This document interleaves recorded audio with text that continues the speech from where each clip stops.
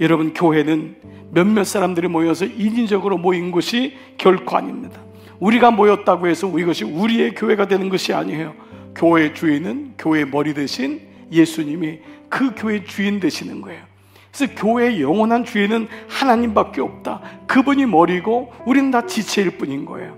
그래서 그 머리가 명령하시는 대로 지체는 순종하여 가는 것이 하나님의 교회지요. 이런 의미에서 본다면 우리도 마찬가지예요. 여러분이 이 자리에 오게 된 것도 누구 때문에 오게 될 수 있었어요. 난 누구의 전도를 받았어. 또 어느 교회가 뭐를 잘한다고 해서 프로그램 때문에 오신 분도 있어요. 어느 분은 아이들 유초등부 때문에, 어떤 분은 유아부 때문에 오신 분도 있어요. 전도 받아서 온 분도 있어요. 그러나 이 모두는 사실은 과정일 뿐이에요. 결국 하나님이 우리를 오게 하고, 하나님이 당신을 알게 하고, 하나님을 믿게 하는 거예요. 그래서 이것이 바로 완죽해 하시는 것이 우리가 아니라 하나님이시라는 거예요.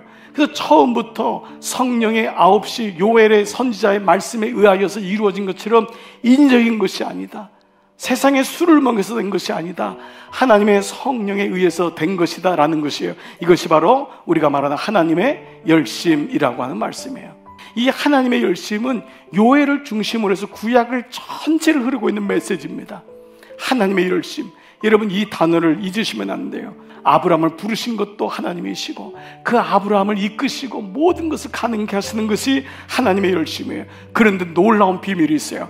하나님의 열심에 붙잡힌 사람은 하나님의 열심을 가지고 살아요.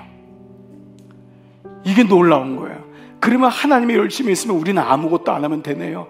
그렇지 않습니다. 하나님의 열심을 가진 사람은 하나님의 열심으로 살아내요.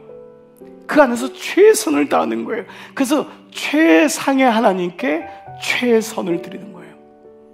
최상의 하나님께 우리의 최선을 드리는 거예요.